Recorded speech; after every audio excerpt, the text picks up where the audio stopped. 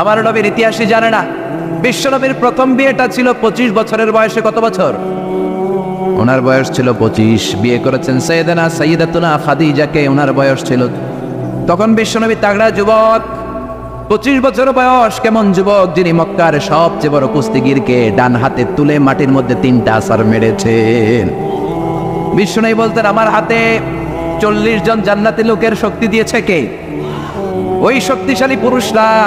বয়স যখন তার 25, রক্ত গরম তাগড়া যুবক বিয়ে করলেন 40 বছরের এক মহিলা। বিশ্বনবীর সব বিয়ে ছিল বিধবাদেরকে আশ্রয় দেওয়ার জন্য।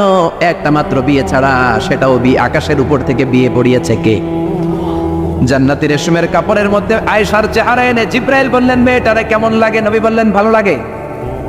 তার এক সপ্তাহ পরে আবার ছবি এনে বললেন, ও নবী, আবু বকরের মেয়ে, আল্লাহ সরাসরি বিয়ের প্রস্তাব পাঠিয়েছেন। বিশ্বনবী বললেন, জিব্রাইল, তুমি যদি বিয়ের ঘটক হও, আল্লাহ যদি হয় কাজী, আমি মুহাম্মদ রাজি। হয়ে গেল বিয়ে। এই একটাই ভার্জিন। তার অনেক হিকমত আছে, বাকি সবগুলো ছিল উইডো, বিধবা, কপাল পোড়া। এরা বলে নারী লোভী মুহাম্মদ 13টা বিয়ে করেছে। নাস্তিকেরা বলে পড়েন নাউযুবিল্লাহ। 4টা কারণে বিশ্বনবীর এতগুলো বিয়ে হয়েছে। জোরে বলেন কয়টা? একটা হচ্ছে এডুকেশনাল কজ, একটা হচ্ছে লিগ্যাল কজ, একটা হচ্ছে সোশ্যাল কজ, আর একটা হচ্ছে পলিটিক্যাল কজ। এডুকেশনাল কজ যেটা প্রথমে বললাম, নবীর কাছ থেকে শিখতে আসতো পুরুষেরা, নারীরা শিখতে পারে না, মাসালা জানতে পারে না। আল্লাহ বললেন, বেশি করে বিয়ে করো, মাসালাগুলো তোমার বেবিদের কাছে জানাও, হায়েজ নেফাজের মাসালা, বিয়ে করলে স্বামী স্ত্রীর দাম্পত্য জীবনের মাসালা। ও নবী, তুমিও বলতে লজ্জা পাও, নারীরা শুনতে লজ্জা পায়, তোমার বিবিদের কাছ থেকে এসে এসে শিখে যাবে রে নবী। 1 নম্বর কজ এডুকেশনাল। 2 নম্বর লিগ্যাল। অনেকে ছেলে দত্তক রাখে, পালক পুত্র। খবরদার, পালক পুত্র কোনোদিন আপনার আপন পুত্র হতে পারে। যায়েদ বিন হারেসাকে বিশ্বনবী ছেলের মতো রাখলেন। সবাই বলতে আরম্ভ করলো, যায়েদ বিন মুহাম্মদ, মুহাম্মদের ছেলে যায়েদ। আসলে কি মুহাম্মদ সাল্লাল্লাহু আলাইহি ওয়াসাল্লামের ছেলে? না, হারেসার ছেলে। এইটা বোঝানোর জন্য যায়েদ বিন হারেসা যখন জাইনাব বিন জাহাশকে তালাক দিলেন, বিশ্বনবী বললেন, তুমি তোমার পালক পুত্রের বউকে এখন বিয়ে করবা। সুবহানাল্লাহ। Legal cause, to inform the society the legal rule of Islam. ইসলামের রুলিং শেখানোর জন্য পালক পুত্রের বউ তালাক পাওয়ার পরে বাবা বিয়ে করতে পারে। সুবহানাল্লাহ কোন? আর জোরে কোন?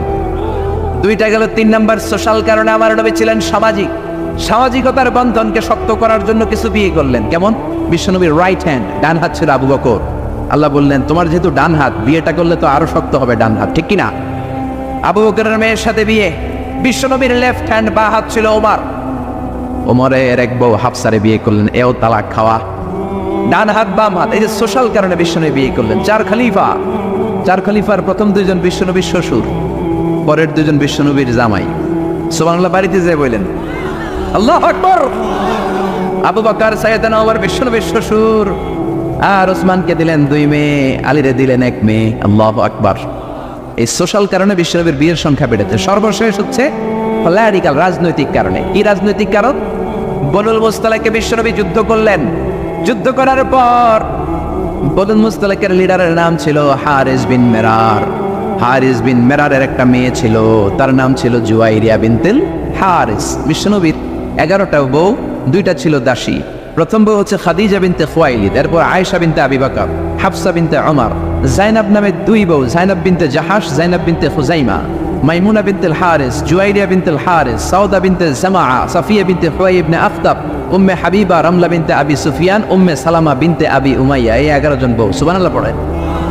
দাসে ছিল 2 জন, একজন রাইহানা, পুরো নাম রাইহানা বিনতে যায়েদ আন-নাদারিয়া, আরেকজন ছিল মারিয়া। মিশরের সম্রাট মুকাউকেস বিশ্বনবীরে হাদিয়া দিয়েছে। মারিয়া তু বিনতে শামউন আল-কিবতিয়া। এই 13 জন। বিশ্বনবী বনিল মুস্তালাকে যুদ্ধ করলেন, বিজয় লাভ করলেন। বিশ্বনবী ভাবলেন, বনিল মুস্তালাকের লিডারের মেয়েটারে যদি বিয়ে করি, আমার শত্রুর বংশ হয়ে যাবে আমার শ্বশুর বাড়ি, ঠিক কিনা? বুদ্ধি করে বিয়ে করলেন। বিয়ে করার পরে পুরো বনুল মুস্তালাকের লোকেরা ভাবে, হায় হায়, আমাদের লিডারের মেয়ে বিয়ে করছে, এখন তো আমরা বেয়াই সম্পর্ক, ঠিক কিনা? আর কিলাকিলির দরকার নাই, আর তলোয়ার নিয়ে মারামারির দরকার নাই, তলোয়ার ফালা, সবাই একসাথে জড়ো হয়ে অ্যাসেম্বলি কর। মুহাম্মদ রে ডাক। বিশ্বনবী আসলেন। এবার সবাই বলল, মুহাম্মদ আমাদেরকে পড়িয়ে দাও লা ইলাহা ইল্লাল্লাহু মুহাম্মাদুর রাসূলুল্লাহ। দেহ ভোগের জন্য মুহাম্মদ একটা বিয়ে করে নাই। বলেন ঠিক কিনা? এডুকেশনাল কারণ। লিগ্যাল কারণ, সোশ্যাল কারণ, পলিটিক্যাল কারণ। আবার ইহুদির এক মেয়েকে বিয়ে করলেন বিশ্বনবী, সাফিয়া। খায়বারের যুদ্ধের পরে ওই বিয়ের পরেও শত শত ইহুদি কালিমা পড়ে মুসলমান হয়েছে। বিশ্বনবী বললেন, না চাচা, আমার লুঙ্গি খোলার দরকার না, আমি এমনিই পারি। মনে আছে? ভুলে গেছেন? মনে আছে তো? ও চাচা, আমি এমনিই পারি, আমি 2টা করে পাথর টানবো, সমস্যা নাই, লুঙ্গি খুলবো না। আবু তালেব ছাড়ার পাত্র নয়। আবু তালেব বলে, বাতিজা তুমি লুঙ্গি খুলো। বিশ্বনবী তো লুঙ্গি খুলে না। এটা তো সাধারণ নবী না, এটা অসাধারণ নবী, ঠিক কিনা? 5 বছর হালিমার বাড়িতে ছিলেন। হালিমা দুধ খাওয়ালো। হালিমা বলল, মোহাম্মদরে দুধ খাওয়াতে নিলাম, কিন্তু আজীব তামাশা, আমার ডান স্তনের দুধটা খায়, বাম স্তনের দুধ তো খাওয়াতে পারি না, বাম স্তনের দুধটা মুখে ঢোকাতে পারি না। 5টা বছর ছিল, 2 বছর দুধ খাইলো, একদিনের জন্য আমার বাম স্তন টাচ করে নাই। কারণ হালিমার আরো কয়েকটা ছেলে মেয়ে ছিল।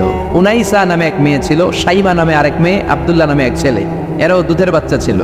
বিশ্বনবী যদি একাই 2 স্তনের দুধ সাবার করে ফেলেন, তাহলে দুধ ভাই বোনরা খাবে কি? 2 বছর বাচ্চা মোহাম্মদ ইনসাফ প্রতিষ্ঠা করেছেন, কোন ঠিক কিনা? আবার হালিমা বলে, এই ছেলেটারে আমি 5 বছর রাখলাম, এই 5 বছরে কোনোদিন কোরাইশি মোহাম্মদ রে কান্না করতে দেখি নাই। শুধু একটা সময় কান্না করত। এই ছেলেটা ক্ষুধার অভাবে কাঁদে নাই, ব্যথা পেলে কোনোদিন মোহাম্মদ কাঁদে নাই। শুধু লজ্জাস্থানের জায়গা থেকে কাপড়টা একটু সরে গেলে শিশু মোহাম্মদ কেঁদে উঠত। বিশ্বনবী বললেন, চাচা, আমি লুঙ্গি খুলবো না, আমি 2টা নিতে পারবো। আবু তালেব বলল, সমস্যা নাই, খোলো। বিশ্বনবী কয়, না, খুলবো না। আবু তালেব বিশ্বনবীর লুঙ্গির গোছায় ধরে টান দিলেন। টান দিতে দেরি হয়ে যায়, বিশ্বনবীর বেহুশ হতে দেরি হয় না। বেহুশ হয়ে পড়ে গেলেন, লুঙ্গি আর খোলা হয় নাই। বিশ্বনবীর লজ্জাস্থান পৃথিবীর কেউ দেখে নাই, চিল্লায় পড়েন আল্লাহু আকবার। এজন্য লজ্জাশীলতা শিখাবেন। লজ্জাশীলতা সব নারীদের ভূষণ। দৌলতপুর বাইতুন নূর জামে মসজিদ, এই বাইতুন নূর ধরে ধরে এত কথা চলে আসছে, ঠিক কিনা? বাইতুন নূর এসেছে কাবাঘর থেকে। এই কাবাঘর ইব্রাহিম আলাইহিস সালাম বানালেন। বানানোর শেষ, আল্লাহ বলেন, ইব্রাহিম আজান দাও। কি দাও? জোরে বলেন, কি দাও? আজান দেননি আপনারা? নাকি খালি মুয়াজ্জিন দেয়? আপনিও দিবেন। আজান দিলে মর্যাদা বাড়ায় কে? আতওয়ালুল আ'নাকি ইয়াউমাল কিয়ামা। দুনিয়ার বুকে যারা আজান দিবে কিয়ামতের দিন, তাদের গলাগুলো সবার চাইতে জিরাফের মতো উঁচু হয়ে থাকবে। দেখলেই বুঝে যাবে মুয়াজ্জিন ছেলে গেলা সব। আল্লাহু আকবার। কিসের আজান দিব? আল্লাহ বললেন, ও ইব্রাহিম, ঘর বানালা, ঘরটা জিয়ারত করতে হবে, আজান দাও, তাড়াতাড়ি আজান দাও। আযিন ফিন নাসি বিল হজ। ও ইব্রাহিম, আজান দাও। সাইয়েদনা ইব্রাহিম বললেন, মানুষ নাই, পাখি নাই, প্রাণী নাই, কেউ নাই, আজান দিলে কে শুনবে? আল্লাহ বললেন, ইব্রাহিম, তোমার দায়িত্ব, তুমি আজান দাও, আমি গোটা বিশ্বের সব মানুষের কানে আজান পৌঁছে দেব। আজান দিলেন, আল্লাহ পৌঁছায় দিলেন। আমরা যারা আসি নাই, আমরাও শুনেছি মায়ের পেটে। মায়ের পেটে এই আজান আমাদের কানেও এসেছিল। যারা পেটেও ছিলাম না, আলামুল আরওয়াহে তাফসীর এসেছে, তাদের কানেও এসেছে। এই আজান শুনে যারা সাড়া দিয়েছে, লাব্বাইক বলেছে, তাদেরই নসিবে আছে কাবা ঘর জিয়ারত করা। জোরে বলেন সুবহানাল্লাহ। এজন্য মসজিদে দানের দরকার আছে না নাই? মসজিদে নামাজের জন্য যাওয়ার দরকার আছে না নাই? ওয়াজে অনেক মানুষ হয়, মসজিদে লোক হতে যায় না। কি আজীব তামাশা! বিশ্বনবীর সময়ে ফজরের নামাজ, জুমার নামাজ ছিল একই দৃশ্য। আমাদের দেশে ফজরের সালাত, জুমার আর সালাত এক দৃশ্য না? মাশাআল্লাহ, এক দৃশ্য। ফজরের সময় লোকই নেই, আর জুমার সময় ঠেলাঠেলি আছে না নেই? সারা বছর নামাজে যায় না, জুমার সময় এক ফার্স্ট কাতারের মুসল্লি আছে না নাই? 2টা এক হইতে হবে। হ্যাঁ, ফজরের সালাতে যেই দৃশ্য, জুমার সালাতে একই দৃশ্য। তাইলে এই কালিমার পতাকা উড়াই দিবে কে? স্লোগান দিয়ে উড়াইতে পারবেন না, মাহফিলা এসে উড়াইতে পারবেন না। মসজিদমুখী হইতে হবে। মসজিদে যাবেন। এলাকার যুবক ভাইরা, তোমরা মসজিদে যাবা, রাজি আছো তো? রাজি? সত্যি সত্যি বলছো না মিথ্যা মিথ্যা বলছো? যাবা তো? মসজিদগুলো আমাদের আবাদ করতে হবে আবাদত দিয়ে। মসজিদে টাইলস হয়েছে, এয়ার কন্ডিশন হয়েছে, কার্পেট হয়েছে, মাগার মুসল্লি হয় নাই, ঠিক কিনা? বিশেষ করে ফজরের সালাত মসজিদে যাবা। কে কে যাবা না? হাত তোলো। 1 2 3 4। ওই যে আরেকজন এভাবে তুলে রাখছে, বুঝতে পারে না, উনি আবেগে তুলে ফেলছে। মসজিদে যেতে হবে ফজরের সালাতে। রাজি আছেন তো? আল্লাহ কবুল করুক, পড়েন আমিন। প্রধান অতিথি জনাব লালন হায়দার, চেয়ারম্যান 6 নং ময়নামতি আদর্শ ইউনিয়ন পরিষদ। আমাকে রেখেছেন প্রধান বক্তা।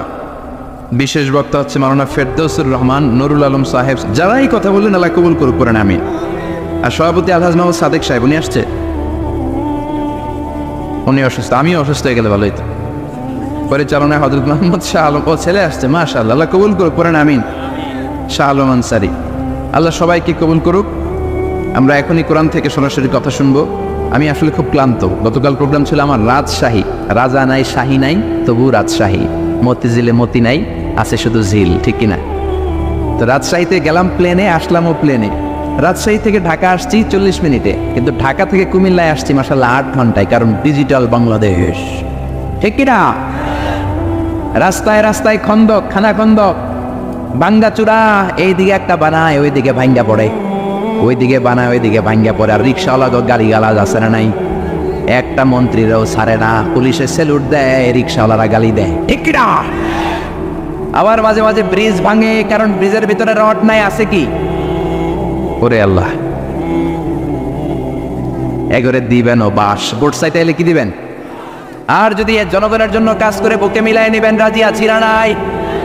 বিএনপি বুঝি না, আওয়ামী লীগ বুঝি না, জাতীয় পার্টি বুঝি না, জামাত ইসলাম বুঝি না, আমরা বুঝি বাংলাদেশ। আমরা বুঝি কি? জোরে বলেন।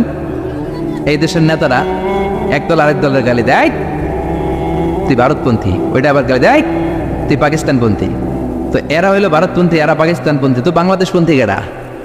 আমরা সবাই বাংলাদেশপন্থী, ঠিক কিনা? আরো জোরে ঠিক কিনা? সবার আগে বাংলাদেশ, আমার বাংলাদেশ সবার আগে। কে আমাদের নেত্রী হলো, কে আমাদের নেতা হলো, এমপি হলো, ব্যাপার না, যদি উনি নামাজ পড়ে, ঠিক কিনা? যদি উনি রোজা রাখে, কথা দিয়ে যদি কথা রাখে, আমাদের বুকের মধ্যে ওনার স্থান আছে না নাই? আসলাম মাগরিবের সময়, 8 ঘন্টায় আসছি রাজশাহী থেকে ঢাকা প্লেনে, আর ঢাকা থেকে কুমিল্লায় 8 ঘন্টা, এদিকে আধা ঘন্টা, ওদিকে 8 ঘন্টা। আল্লাহ এদেশের নেতা নেত্রীদেরকে আরো বেশি খেদমত করার তৌফিক দান করুক, পড়েন আমিন। তো এই জন্য প্রচন্ড ক্লান্ত হয়ে আছি। আপনারা এখন যেমনি চুপচাপ শেষ পর্যন্ত চুপচাপ থাকবেন আর আমার কথার সাথে রেসপন্স করবেন, তাহলে কিছু কথা আপনাদের সাথে শেয়ার করবো ইনশাআল্লাহ। পড়েন। শুরুতে 3টা তাকবীর দিবেন, প্রথমে দিবেন বিবাহিতরা, তারপরে দিবেন অবিবাহিতরা, তারপরে সবাই মিলে। আমি পড়বো লিল্লাহি তাকবীর, প্রথমে বিবাহিতরা পড়বেন আল্লাহু আকবার। রাজি আছেন তো? নাকি রাগ করতেছেন? রাগ করতেছেন? আমার কথা বোঝা যায় তো? ক্লিয়ার না? রাজশাহীতে বুঝাইতে অনেক কষ্ট হয়েছে। এই রাজশাহীর সাথে পাবনার মিল আছে। এরা নরে বলে ল, নরের ল বলে, লৌকা লৌকা বলে, কি বলে? লৌকা লৌকা। নোয়াখালীতে শর্ট করে ফেলে, সিম্পল। ওরা বলে, আমরা বলি তুমি খেয়ে শুয়ে যাও, নোয়াখালীরা কয় তুই খাই ভর্তি যা। তুমি এখান দিয়ে এসে ওখান দিয়ে যাও, ওরা কয় তুই ইয়ান দিয়ে হ্যান দি যা। আবার ফেনিওয়ালারা ফেনিরা ডাকে হেনি, কি ডাকে? হেনি কলেজের টিয়া লই, সবাই কয় সুদূর বুদুর চলতো না মিছিল, মানে ফেনী কলেজের টাকা নিয়ে উল্টাপাল্টা চলবে না। তো আমার সেনবাগে মাহফিল, এই বছর তো নোয়াখালীতে যে কি পরিমাণে মাহফিল, প্রতিদিন নোয়াখালী মাহফিল আমার এই সামনের কিছুদিন থেকে শুরু হচ্ছে। তো সেনবাগে বললাম, ভাইয়েরা পানি রে কি কন? কয় হানি। পান রে কি কন? কয় হান। তাহলে পেঁপে রে কি কন? কথা কয় না। পানি যদি হানি হয়, পান যদি হান হয়, পেঁপে হবে হে হে। কিন্তু কয় না হুজুর, আমরা কই পাপিয়া। তার মানে জাতে মাতাল তালে, জাতে মাতাল তালে, ঠিক। এই ভাষাগুলো আমার কাছে খুব সহজ। আমি যেখানেই পড়েছি লোকজন বলে, মিজান তুমি খুব সহজে ভাষা ধরতে পারো। মিশরে পড়লাম 5 বছর, চট্টগ্রাম শিখে ফেলছি আমি।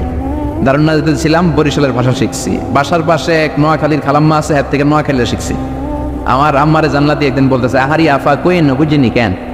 আঙ্গ হেতেনে 3 বছর ধরে কুয়েত গেছে, হারি আর কাছে একটা সিডিও আড়াইনো, হেতেলে আর কল যে হারি যা। লেদা গেছে খেলতো, লেদি গেছে হইতো বুঝিনি কেন? কুত্তা কেন কুত্তি রয়েছে, আর হে তীর উপরে আল্লাহর গজব হইতো।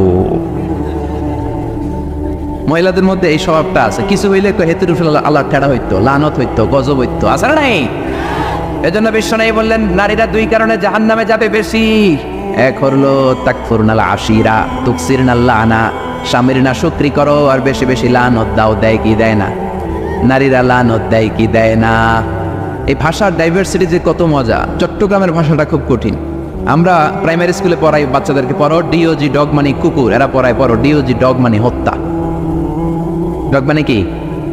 আবার বানান করায় পড়ো কলস ঠিল্লা, কারণ চট্টগ্রামে কলস রে কয় ঠিল্লা। কলস এতটুকু ঠিক আছে, বানান করো কলস, তারপর ঠিল্লা। সুবহানাল্লাহ কইবেন না? এক বাংলাদেশ, জেলাটা পার হইনি ভাষা আলাদা। আল্লাহু আকবার। ময়মনসিংহ, কিশোরগঞ্জ মাহফিল আছে না নাই?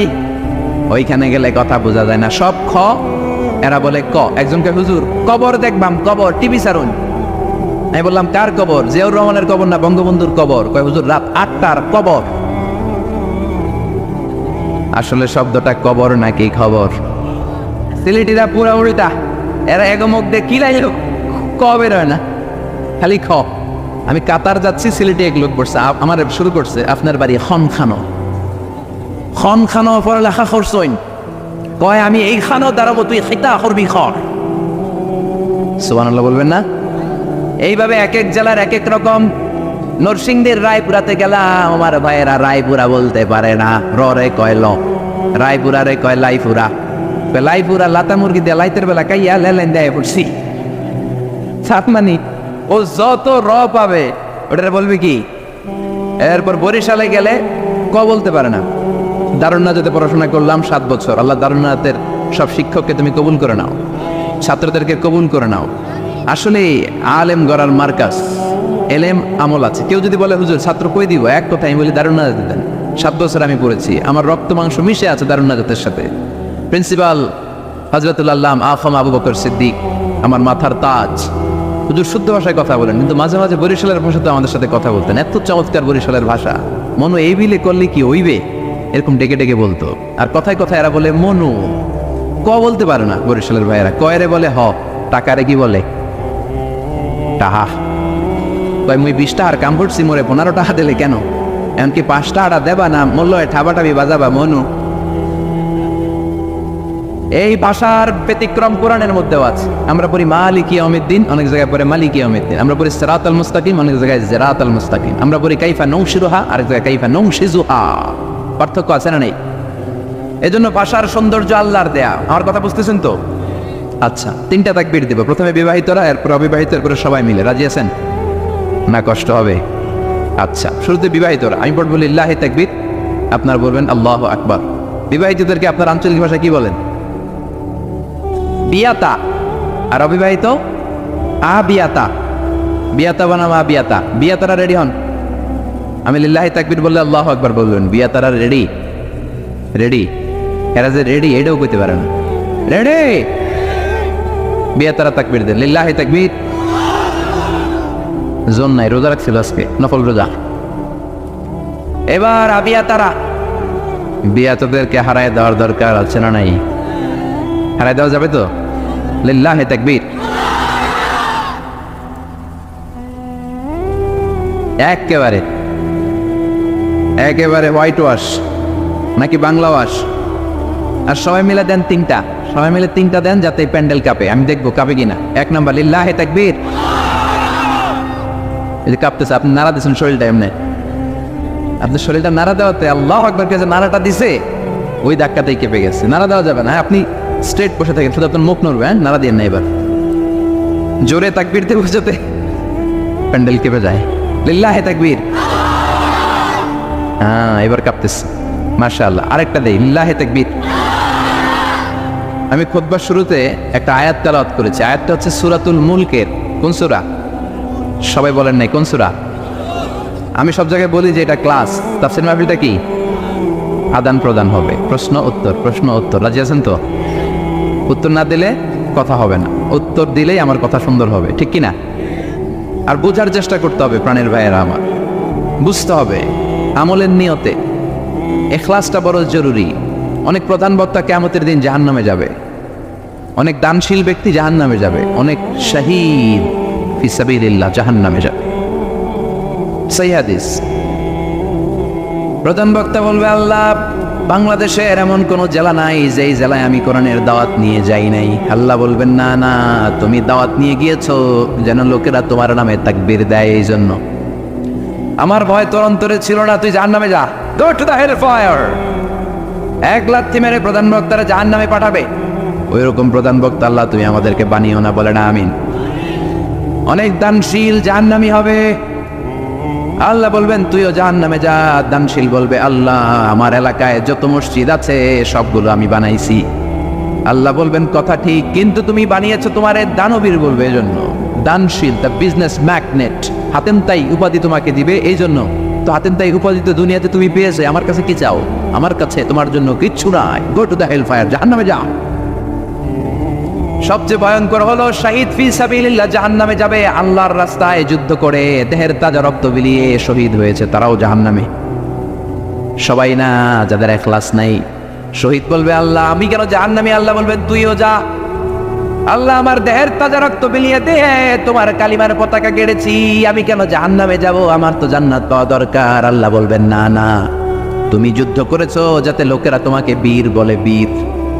লোকদের বাহবা পাওয়ার জন্য যুদ্ধ করেছো, দেখানোর জন্য যুদ্ধ করেছো, সব লোক দেখানো, শুধু রিয়া রিয়া আন্নাস। মানুষকে তো ঠিকই দেখাইছো, তুমি খেলা তো দেখাই আসছো দুনিয়াতে, যা চাইছিলা তা তো দুনিয়াতে পেয়েছো, আমার কাছে পাওয়ার কিছু, তুমিও জাহান্নামে যাও।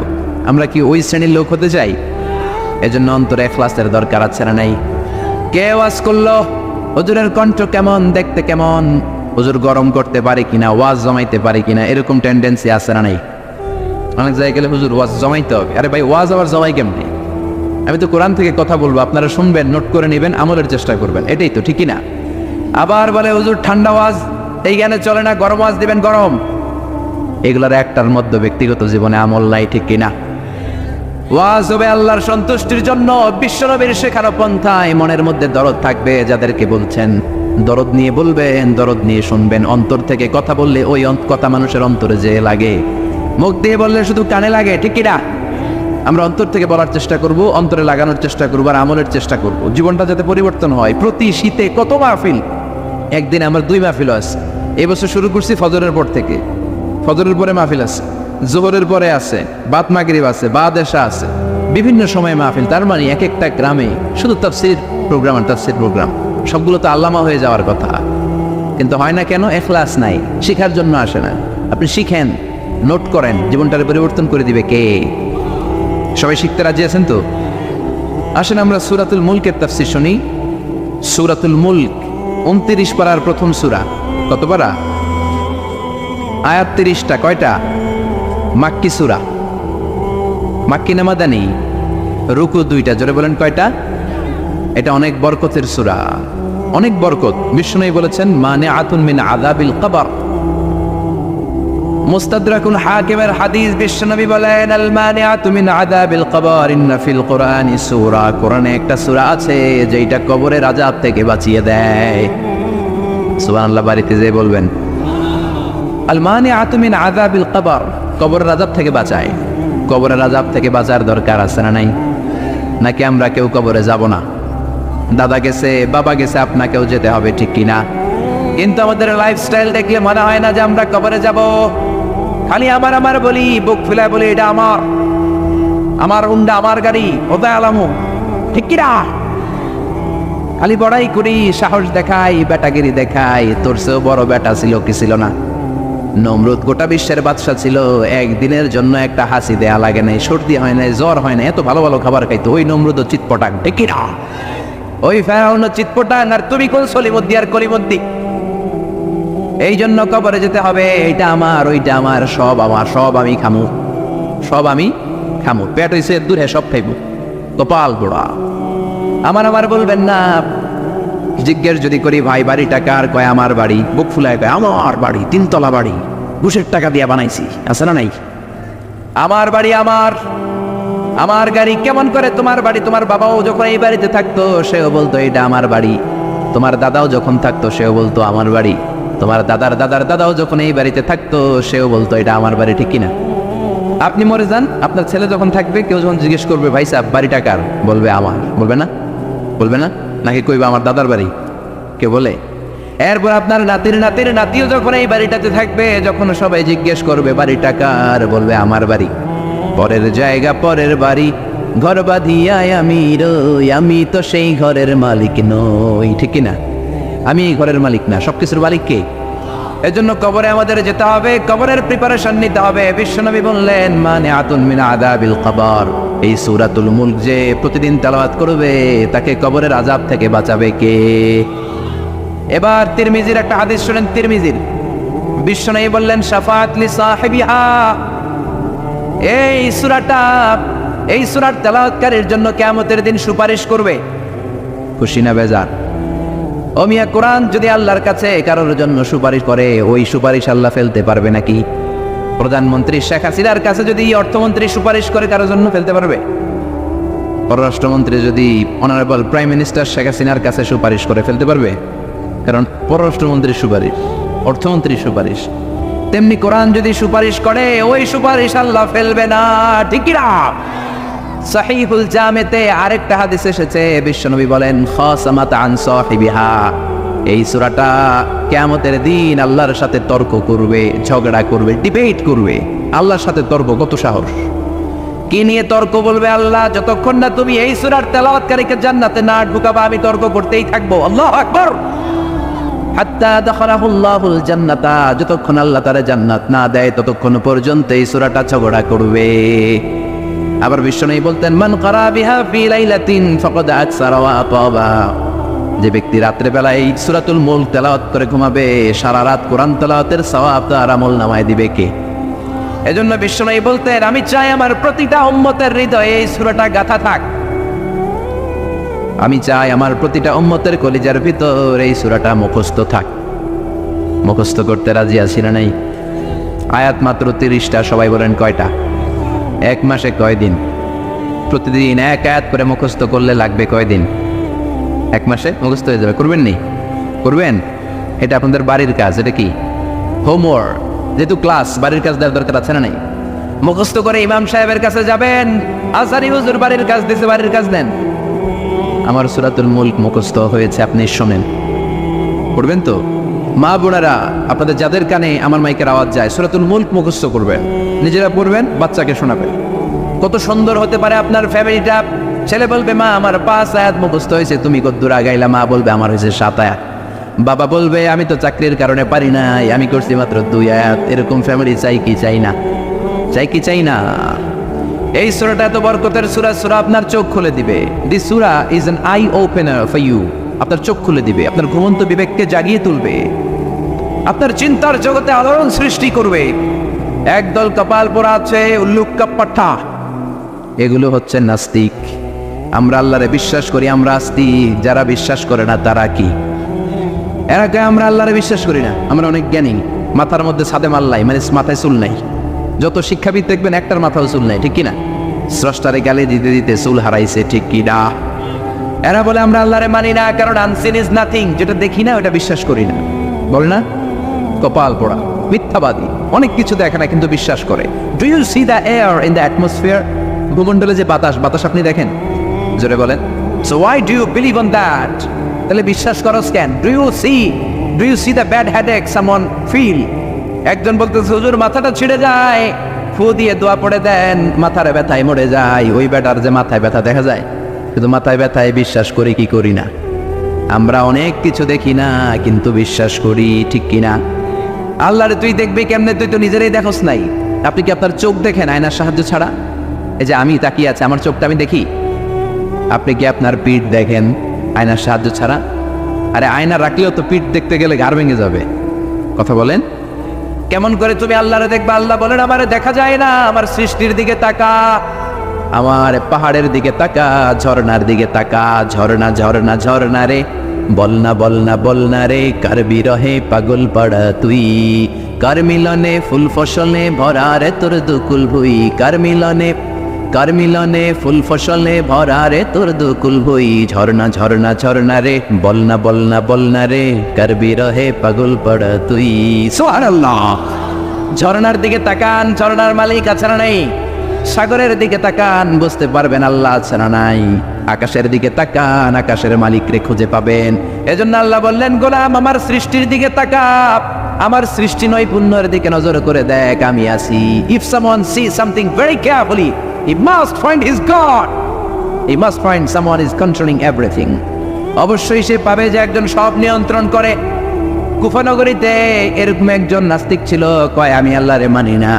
কেন মানো না? কয় আল্লাহরে দেখা যায় না, কেউ আমারে বিশ্বাস করাতে পারবে না স্রষ্টার অস্তিত্ব। লোকেরা বললো একজন পারবে। নাস্তিক বলে কি নাম? কয় ওই লোকের নাম হলো নু'মান ইবনু সাবিত, আমাদের ইমাম আবু হানিফা। সুবহানাল্লাহ। উনি তোমারে বোঝাতে পারবে আল্লাহ যে আছে। নাস্তিক বলে কই তোদের নু'মান নিয়ে আয়। ডেট দেয়া হলো আগামীকাল জুমার নামাজের পরে তার সাথে তর্ক হবে। নাস্তিক আল্লাহর বিপক্ষে, ইমামে আবু হানিফা আল্লাহর পক্ষে, ঠিক কিনা? জুমার পরে হাজার হাজার মানুষ, নাস্তিক আসছে, শুধু আসে নাই ইমাম আবু হানিফা। কে আসে নাই? জোরে বলেন, কে আসে নাই? ইমাম আবু হানিফা আসেনি, 1 ঘন্টা দেরি। 1 ঘন্টা দেরি করে আসার পরে নাস্তিক রেগে বেগে বলে, কোন লোকের সাথে তর্কের জন্য এসেছো? এই লোকের তো কোনো সময় জ্ঞান নাই। যার সময় জ্ঞান নাই, এর সাথে কিসের তর্ক?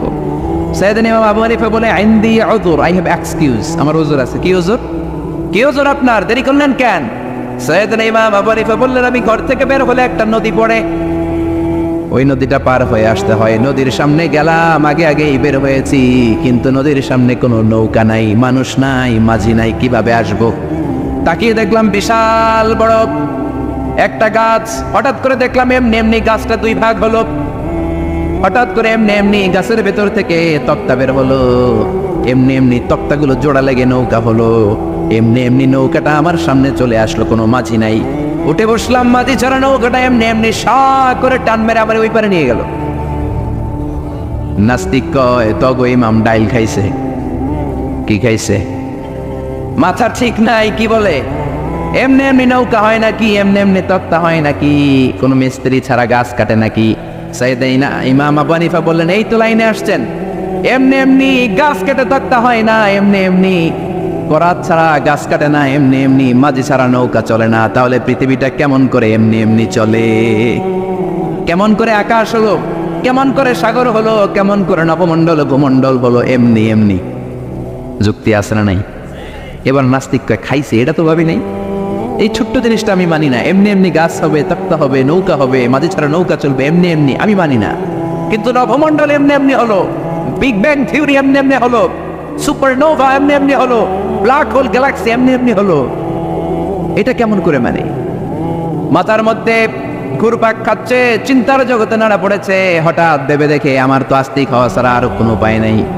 নোমান ইবনে সাবেতের পায়ে পড়ে বলে, ও আল্লাহর ওলি নোমান ইবনে সাবেত, ইমাম আবু হানিফা, আসলেই আপনি বড় একজন ইমাম, আর তর্কের কোনো দরকার নাই। হাজার হাজার মানুষকে সাক্ষী রেখে আমি আপনার হাতে হাত রেখে পড়বো, লা ইলাহা ইল্লাল্লাহু মুহাম্মাদুর রাসূলুল্লাহ সাল্লাল্লাহু। এই নাস্তিক টাইপের যারা আছে, এদের জন্য কিছু ডোজ আছে, এই সূরার ডোজ, মেডিসিন। কি আছে শুনবেন? নাজিমায় পড়ছেন, তাকবীর দেন, লিল্লাহি তাকবীর। আল্লাহ বললেন, তাবারাকাল্লাযী বিয়াদিহিল মুলকু ওয়া হুয়া আলা কুল্লি শাইইন কাদির। তাবারাকাল্লাযী, মহান সে সুমহান আল্লাহ, বিয়াদিহিল মুলক, ক্ষমতা তার হাতে, তার হাতে ক্ষমতা, ওয়া হুয়া আলা কুল্লি শাইইন কাদির, সবকিছুর উপর তিনি ক্ষমতাবান, যাই চান তিনি তাই করতে পারেন। ফাআলুল লিমা ইউরিদ। আল্লাহ বললেন, তাবারাকাল্লাযী, আমি সুমহান, বিয়াদিহিল মুলকু, ক্ষমতা তার হাতে। কার হাতে? সবাই বলেন, নাকি আপনাদের হাতে? কিন্তু আপনারা তো বলেন আপনাদের হাতে, বলেন না? জনগণ সকল ক্ষমতার উৎস। রিকশার টায়ার পাংচার হলে আমরা লাফ দিয়া উঠি, কারণ আমি ক্ষমতার উৎস। টায়ার পাংচার হলে লাফ দেই কি দেই না? আমি কত দিছি? আমি তো রাতে রাতে এক জেলা থেকে আরেক জেলায় ঘুরি, প্রায় রিকশার টায়ার পাংচার, ট্রাকের টায়ার পাংচার, লাফ দিয়ে উঠি, কারণ আমরা ক্ষমতার উৎস। কপাল পোড়ায় জাতি, তুমি কেমন করে ক্ষমতার উৎস হও? 2 বার যদি তোমার ডায়রিয়া হয়, 3 বার তোমার চেহারার দিকে তাকানো যায় না, আই মইরা যাই, মরসকে, তুই না ক্ষমতার উৎস? 5 বার যদি টয়লেটে যায়, 6 বারের বেলা সবার কাছে মাপ চাইকে, মাফ করে দিয়ে আমি মনে হয় বাঁচবো না। বাঁচবি না কেন? তুই তো ক্ষমতার উৎস, তুই আজীবন বাঁচবি। আহা, কপাল পোড়া। ক্ষমতার উৎস একজন, তিনি কে? আল্লাহ হলেন ক্ষমতার উৎস, আপনি ক্ষমতার উৎস নন। কেমন করে ক্ষমতার উৎস হবেন? পেছন থেকে কেউ যদি বলে, হুজুর সাপ, একটা অজগর সাপ পাওয়া যাবে আপনাদের কাউরে? দৌড়, চারদিকে ছুটবে সবাই। আপনারা দৌড় দেন আর না দেন, আমি দেবে দিক দিয়া দৌড়, কারণ চাচা আপন প্রাণ, আগে যান বাঁচা, এরপরে বাস করুন, ঠিক কিনা? إنما يعمر مساجد الله من آمن بالله واليوم الآخر وأقام الصلاة وآتى الزكاة ولم يخش إلا الله فعسى أولئك أن يكونوا من المهتدين. সুবহানাল্লাহ পড়ে। নিশ্চয়ই মসজিদ আবাদ করে তারা যারা আল্লাহ বিশ্বাস করে, আখিরাতে বিশ্বাস করে, সালাত কায়েম করে, যাকাত আদায় করে, আল্লাহ ছাড়া কাউরে ভয় পায় না, এই পাঁচটা কাজ যারা দুনিয়ার বুকে করে তারাই হলো আল্লাহর জমিনে মসজিদের আবাদকারী। ঠিক কি না? ফাআসা উলাইকা ইয়াকুনু মিনাল মুহতাদিন, আশা করা যায় এরাই হলো হেদায়েত প্রাপ্তদের অন্তর্ভুক্ত। সুবহানাল্লাহ পড়েন। এদের কাছে আল্লাহর হেদায়েত আছে। পাঁচটা গুণ আর কোয়ালিটিস থাকবে যারা মসজিদের আবাদ করবে। এক নম্বর গুণ, মসজিদের আবাদকারী যারা হবে তারা বিশ্বাস করবে একজনকে, তিনি কে। আবার তাদের দুই নাম্বার গুণ, তারা আখিরাতে বিশ্বাস করবে। মসজিদ যারা আবাদ করবে তাদের তিন নাম্বার গুণ, তারা মসজিদে যে জামাতে সালাত আদায় করবে। ঠিক কিনা? মসজিদ আবাদ করে কিন্তু মসজিদে যায় না, এরকম আসারা নাই। মসজিদের সভাপতি যায় না, মসজিদের সেক্রেটারি যায় না, ক্যাশিয়ার যায় না, আসারা নাই। তো এটা কি আবাদ করলেন আপনি? আপনি সভাপতি, আপনার তো আরো আগে যাওয়া দরকার। যাবেন মসজিদে, আপনি সেক্রেটারি, আপনি যাবেন মসজিদে, যাবেন যে নামাজ পড়বেন। আপনি ক্যাশিয়ার, কোষাধ্যক্ষ, যান না কেন আপনি মসজিদে? আপনি যদি মসজিদ আবাদকারী হতে চান, রব্বে কারিমের খাতায় মসজিদ আবাদকারীদের সাথে নিজের নামটা টুকে নিতে চান, তাহলে মসজিদে যান। ঠিক কি না? এজন্য আল্লাহ বললেন মসজিদ আবাদকারী তারা যারা আল্লাহর উপর ঈমান আনে, আখিরাতের প্রতি ঈমান আনে, তারা মসজিদে যায়। মসজিদে যে সালাত কায়েম করে। কি করে? সালাতে কায়েম করো, হো সালাতে কায়েম করো, হবে সম্মানী তুমি, হবে জান্নাতি তুমি, হবে সম্মানী তুমি, হবে জান্নাতি তুমি। দিবে কাল হাসরে শীতল ছায়া আরশে আজিম, রব্বিয়াল আলা রব্বিয়াল আযীম, রব্বিয়াল আলা রব্বিয়াল আযীম। সুবহানাল্লাহ পড়ে। আউয়ালু মা ইউহাসাবু বিহিল আবদু ইয়াউমাল কিয়ামাতি আস-সালাত। কিয়ামতের দিন সর্বপ্রথম যে জিনিসটার হিসাব আল্লাহ নেবেন সেটা কি? সালাত। কুরবানির গোশতের সাথে যেটা খায়, তাই না? সালাত মানে নামাজ। এই নামাজের হিসেবটা সর্বপ্রথম আমাদের কাছ থেকে চাইবে কে? আপনার আমলনামার এই হিসেব যদি আপনার জন্য কিয়ামতের দিন সহজ হয়ে যায়, পুরো আমলনামাটারে সহজ করে দিবে কে? আর এই সালাতের হিসাবে যদি গন্ডগোল লাগে, সব গন্ডগোল লাগাই দিবে কে? এজন্য আল্লাহ বললেন মসজিদের আবাদকারী তারা যারা আমার উপর বিশ্বাস রাখে, আখিরাতে বিশ্বাস রাখে, সালাত কায়েম করে, যাকাত আদায় করে, আল্লাহ ছাড়া কাউকে তারা ভয় পায় না। ওয়ালাম ইয়াখশা ইল্লাল্লাহ, আল্লাহ ছাড়া কাউকে তারা ভয় পায় না। তাদের হৃদয়ে ভয় থাকে একজনের, তিনি কে? ফাআসা উলাইকা ইয়াকুনু মিনাল মুহতাদিন, আশা করা যায় তারাই হেদায়েত প্রাপ্তদের অন্তর্ভুক্ত। ঠিক কি না? কথাটা কার? এখন আমরা মসজিদের আবাদকারী হতে চাই কি চাই না? এই 4-5 জন চান? সবাই মসজিদের আবাদকারী হতে চাই কি চাই না? তাহলে এই 5টা কাজ করতে হবে। আল্লাহর উপর বিশ্বাস, আখিরাতে বিশ্বাস, মসজিদে যে সালাত আদায়, যাকাত আদায়,